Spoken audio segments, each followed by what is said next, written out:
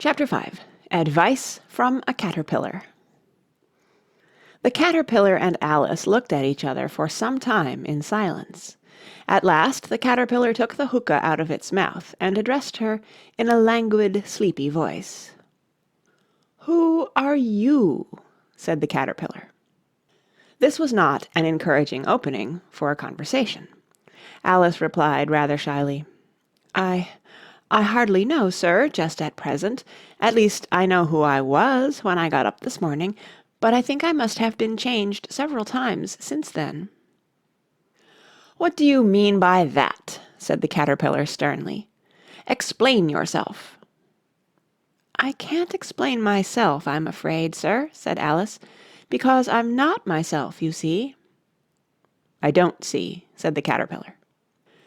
"I'm afraid I can't put it more clearly," Alice replied very politely, "for I can't understand it myself to begin with, and being so many different sizes in a day is very confusing."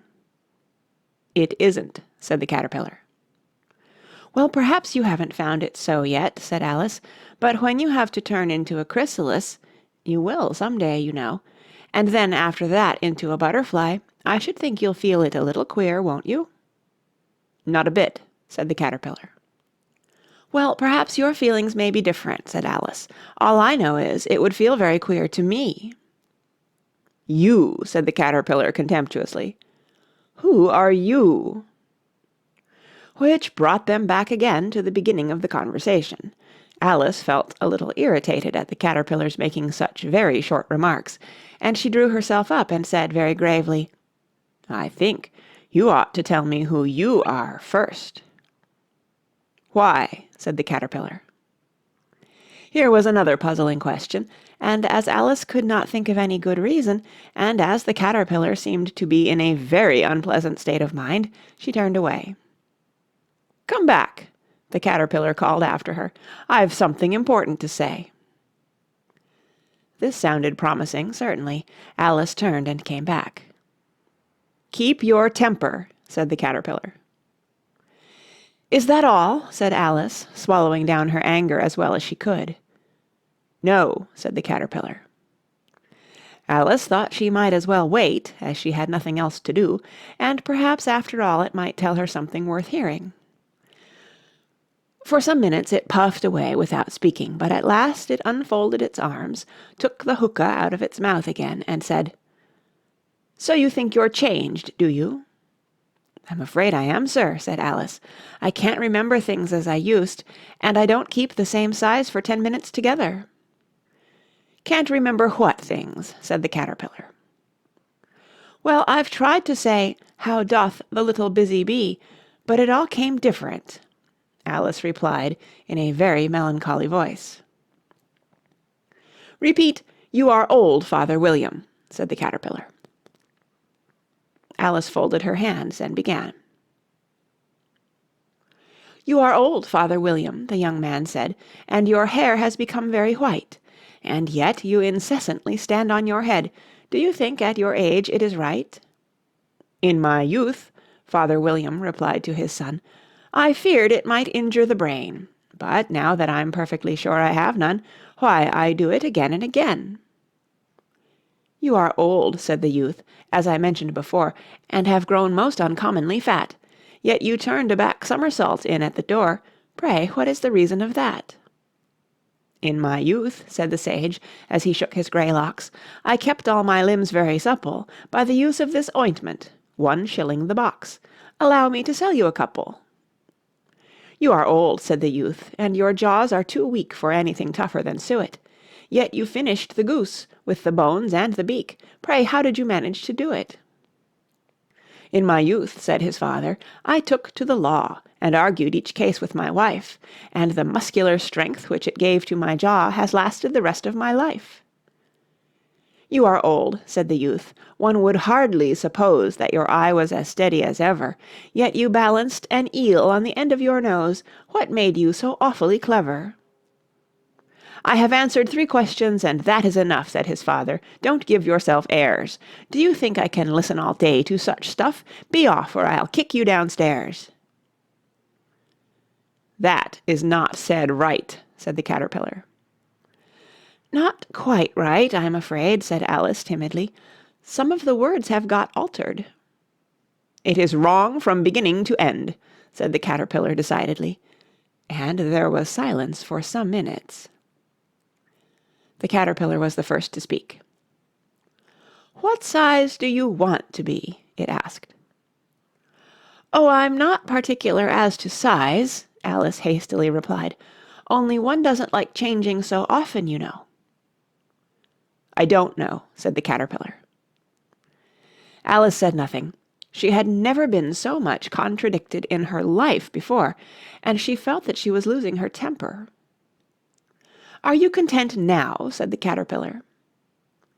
"Well, I should like to be a little larger, sir, if you wouldn't mind," said Alice. 3 inches is such a wretched height to be." "It is a very good height indeed," said the caterpillar angrily, rearing itself upright as it spoke. It was exactly 3 inches high. "But I'm not used to it," pleaded poor Alice in a piteous tone. And she thought to herself, "I wish the creatures wouldn't be so easily offended." "You'll get used to it in time," said the caterpillar, and it put the hookah into its mouth and began smoking again. This time Alice waited patiently until it chose to speak again.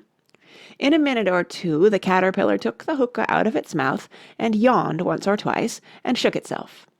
Then it got down off the mushroom and crawled away in the grass, merely remarking as it went, "One side will make you grow taller, and the other side will make you grow shorter." "One side of what? The other side of what?" thought Alice to herself. "Of the mushroom," said the caterpillar, just as if she had asked it aloud, and in another moment it was out of sight. Alice remained looking thoughtfully at the mushroom for a minute, trying to make out which were the 2 sides of it, and as it was perfectly round, she found this a very difficult question. However, at last she stretched her arms round it as far as they would go, and broke off a bit of the edge with each hand. "And now which is which?" she said to herself, and nibbled a little of the right-hand bit to try the effect. The next moment she felt a violent blow underneath her chin. It had struck her foot. She was a good deal frightened by this very sudden change, but she felt that there was no time to be lost, as she was shrinking rapidly, so she set to work at once to eat some of the other bit. Her chin was pressed so closely against her foot that there was hardly room to open her mouth, but she did it at last, and managed to swallow a morsel of the left-hand bit. "Come, my head's free at last," said Alice in a tone of delight, which changed into alarm in another moment, when she found that her shoulders were nowhere to be found. All she could see, when she looked down, was an immense length of neck, which seemed to rise like a stalk out of a sea of green leaves that lay far below her. "What can all that green stuff be?" said Alice. "And where have my shoulders got to? And oh, my poor hands! How is it I can't see you?" She was moving them about as she spoke, but no result seemed to follow, except a little shaking among the distant green leaves. As there seemed to be no chance of getting her hands up to her head, she tried to get her head down to them, and was delighted to find that her neck would bend about easily in any direction like a serpent. She had just succeeded in curving it down into a graceful zigzag, and was going to dive in among the leaves, which she found to be nothing but the tops of the trees under which she had been wandering, when a sharp hiss made her draw back in a hurry. A large pigeon had flown into her face, and was beating her violently with its wings. "Serpent!" screamed the pigeon. "I'm not a serpent," said Alice indignantly. "Let me alone." "Serpent, I say again," repeated the pigeon, but in a more subdued tone, and added with a kind of sob, "I've tried every way, and nothing seems to suit them." "I haven't the least idea what you're talking about," said Alice. "I've tried the roots of trees, and I've tried banks, and I've tried hedges," the pigeon went on, without attending to her. "But those serpents, there's no pleasing them." Alice was more and more puzzled, but she thought there was no use in saying anything more till the pigeon had finished. "As if it wasn't trouble enough hatching the eggs," said the pigeon, "but I must be on the lookout for serpents night and day. Why, I haven't had a wink of sleep these 3 weeks." "I'm very sorry you've been annoyed," said Alice, who was beginning to see its meaning. "And just as I'd taken the highest tree in the wood," continued the pigeon, raising its voice to a shriek, "and just as I was thinking I should be free of them at last, they must needs come wriggling down from the sky. Ugh! Serpent!" "But I'm not a serpent, I tell you," said Alice. I'm a—" "Well, what are you?" said the pigeon. "I can see you're trying to invent something." "I'm a little girl," said Alice, rather doubtfully, as she remembered the number of changes she had gone through that day. "A likely story indeed," said the pigeon in a tone of the deepest contempt. "I've seen a good many little girls in my time, but never one with such a neck as that. No, no, you're a serpent, and there's no use denying it. I suppose you'll be telling me next that you never tasted an egg." "I have tasted eggs, certainly," said Alice, who was a very truthful child, "but little girls eat eggs quite as much as serpents do, you know." "I don't believe it," said the pigeon, "but if they do, why then they're a kind of serpent. That's all I can say." This was such a new idea to Alice that she was quite silent for a minute or two, which gave the pigeon the opportunity of adding, "You're looking for eggs, I know that well enough, and what does it matter to me whether you're a little girl or a serpent?" "It matters a good deal to me," said Alice hastily, "but I'm not looking for eggs as it happens, and if I was I shouldn't want yours. I don't like them raw." "Well, be off then," said the pigeon in a sulky tone, as it settled down again into its nest. Alice crouched down among the trees as well as she could, for her neck kept getting entangled among the branches, and every now and then she had to stop and untwist it. After a while she remembered that she still held the pieces of mushroom in her hands, and she set to work very carefully, nibbling first at one and then at the other, and growing sometimes taller and sometimes shorter, until she had succeeded in bringing herself down to her usual height. It was so long since she had been anything near the right size that it felt quite strange at first, but she got used to it in a few minutes, and began talking to herself as usual. "Come, there's half my plan done now. How puzzling all these changes are. I'm never sure what I'm going to be from one minute to another. However, I've got back to my right size. The next thing is to get into that beautiful garden. How is that to be done, I wonder?" As she said this, she came suddenly upon an open place, with a little house in it about 4 feet high. "Whoever lives there," thought Alice, "it'll never do to come upon them this size. Why, I should frighten them out of their wits."